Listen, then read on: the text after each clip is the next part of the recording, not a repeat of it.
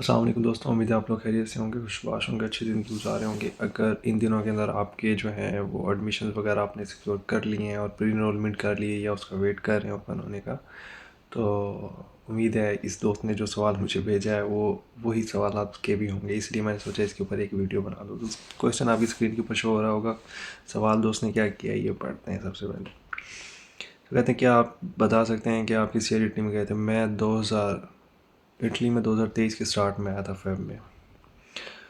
अच्छा जी, फिर पूछते हैं एम्बेसी की अपार्टमेंट आपको कितने दिनों में मिली थी? मुझे मिली थी एम्बेसी की अपार्टमेंट 2 से 3 वीक में। क्यों 2 से 3 वीक में मिली थी? मुझे ऑलरेडी मेरा जो केस था ना वो बड़ा डिफरेंट था, और मेरी ऑलरेडी 2 अपार्टमेंट जो थी वो कैंसिल हुई थी, जो मैंने ख़ुद करवाई थी। गया ही नहीं था मैं उन अपार्टमेंट्स वाले दिन। दूसरी अपार्टमेंट पे, पहली अपार्टमेंट में गया ही नहीं था, दूसरी पे मैं गया था, मेरे डॉक्यूमेंट सबमिट नहीं हुए थे क्योंकि मेरे पास डिग्री नहीं थी।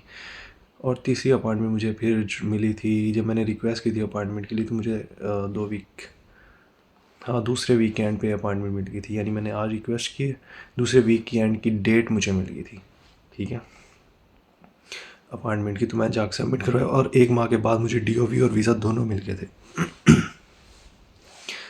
मेरा केस आप लोगों के केस से काफ़ी ज़्यादा डिफरेंट है। क्यों डिफरेंट है? आप मेरे यूट्यूब पे चैनल पे जाके पुरानी सबसे जो पहले वाली वीडियोस हैं वो देख सकते हैं। उसमें मैंने वो सारी स्टोरीज लिखी हैं, सॉरी बताई हैं, कवर की हैं, ठीक है, आप वो देख सकते हैं। मतलब बहुत लंबी कहानी, मैं दोबारा से रिपीट नहीं कर सकता। मतलब बहुत काफ़ी जगहों पे मैंने वो मेंशन की हैं, लिखी हैं, बताई हैं, and it's so painful. Okay, अच्छा जी, उसके बाद वो दोस्त पूछ रहे हैं जो कि उनका रियल क्वेश्चन है कि फ़िलहाल तो स्टडी के अकॉर्डिंग कोई भी अपार्टमेंट नहीं, और अगर ओपन होती है तो माफिया ले लेता है।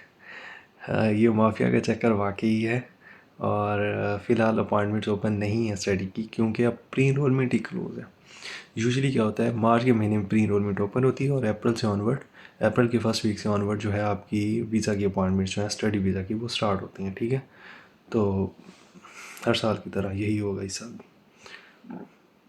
लेकिन जो स्ट्रेंज थिंग आई है इस साल, जो पहले कभी नहीं हुई, वो ये हुई है, प्री इनरोलमेंट का पोर्टल ओपन हो के क्लोज़ हो गया। पहले ये होता था कि मार्च के सेकंड वीक में ये पोर्टल ओपन होता था। इस दफ़ा मार्च के फर्स्ट वीक में ये पोर्टल ओपन हुआ है और थोड़ी देर के बाद ये क्लोज़ हो गया है। उस दौरान जिन लोगों ने की उनकी समरी फॉरवर्ड हो गई यूनिवर्सिटी को, और कुछ की मुझे पता चला है, जो लोगों ने मुझे ख़ुद बताया है उनकी एम्बेसी को भी फॉरवर्ड हो गई है समरी, ठीक है। तो उनको तो गुड लक, जिनको नहीं तो वो वेट करें, रेगुलरली चेक करें और उसके अकॉर्डिंगली अप्लाई करें, ओके, ठीक है। और फिर वो पूछते हैं कि आपका क्या पॉइंट ऑफ व्यू होगा इस पर, एंड द लास्ट थिंग कि एम्बेसी अच्छा माफिया ले लेता है, तो इसके ऊपर पॉइंट ऑफ व्यू क्या? पॉइंट ऑफ व्यू यही है, आपके अब ये टाइम आपके पास है, ये महीना आपके पास, वीज़ा के सारे डॉक्यूमेंट्स रेडी करें। अप्रैल में जैसी अपॉइंटमेंट ओपन हो, अर्ली पॉसिबल अपॉइंटमेंट बुक करें और डॉक्यूमेंट सबमिट करवाएं। इसमें कोई दूसरी राय है नहीं, माफिया की तरफ जाए ना, ठीक है। तो उन्होंने आपसे पैसे भी लेने, सारा कुछ करना है, और एट द एंड रिज़ल्ट कोई नहीं निकलना, ठीक है।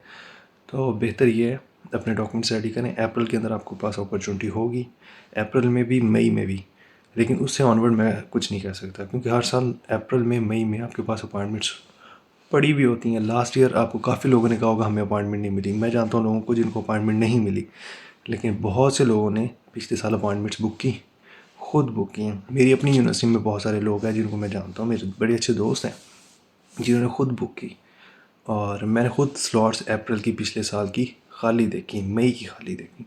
जो स्टूडेंट्स बुक नहीं थे कर रहे, क्यों नहीं कर रहे थे? क्योंकि डॉक्यूमेंट्स नहीं थे रेडी। इस दफ़ा भी ऐसे ही होगा जो मुझे लग रहा है, ठीक है। तो ये मेरा अपना ओपिनियन है, तो इसलिए इस टाइम को यूटिलाइज़ करो और अपने documents as soon as possible ready करो, और जैसी स्लॉट आपको मिले अप्रैल के अंदर या मई के अंदर, उसके अकॉर्डिंगली अपनी बुक करें, ठीक है। तो यही है। बाकी इसके बाद पूछते हैं कि and the last thing is embassy के इशू, कि एम्बेसी के इशू को कैसे ठीक करें, कोई तरीका? एम्बेसी की कोई इशू नहीं है, आपके डॉक्यूमेंट सारे ठीक होंगे, एम्बेसी आपको वीज़ा दे देगी। नहीं होंगे, एम्बेसी नहीं देगी, जाहिर सी बात है। अगर पर किसी मुल्क का वीज़ा लगवा कर उधर इटली एम्बेसी जाएँ, कुछ तरीका? अच्छा लास्ट में ये पूछ रहे हैं कि हम किसी और कंट्री अगर वीज़ा लगवा के वहाँ जाके प्रोसेस, जिस तरह पाकिस्तान से बहुत ज़्यादा लोग जो हैं वो टर्की से अपना प्रोसेस करते हैं इटली का, मतलब पाकिस्तान में अपॉइंटमेंट नहीं मिल रही होती तो वो टर्की का वीज़ा लगवा के टर्की जाते हैं और वहाँ चूँकि अपॉइंटमेंट का मसला नहीं है और वहाँ से करते हैं। तो हाँ, ये पॉसिबिलिटी है और आप ये कर सकते हैं। उसके लिए ये होगा, प्री इनरोलमेंट आपको टर्की वाली एम्बेसी में सबमिट करवानी होगी और वहाँ से फिर जाकर प्रोसेस करेंगे, ठीक है।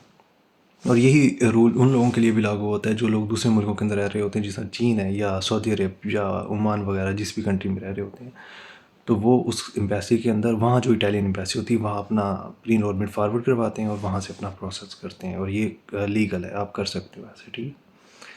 हाँ, तो ये है। और कोई भी क्वेश्चन हो आप मेरे से डायरेक्टली पूछ सकते हैं, इंस्टाग्राम पे पूछ सकते हैं, यहाँ पूछ सकते हैं। एंड जैसे ही मुझे कोई जैसे ही मैं फ्री हूँगा, टाइम मिलेगा, मैं ज़रूर उसको जो है ना एड्रेस करने की कोशिश करूँगा। ओके, दुआ में याद रखें। Thank you so much. Stay blessed. अल्लाह हाफ़िज़। बाय।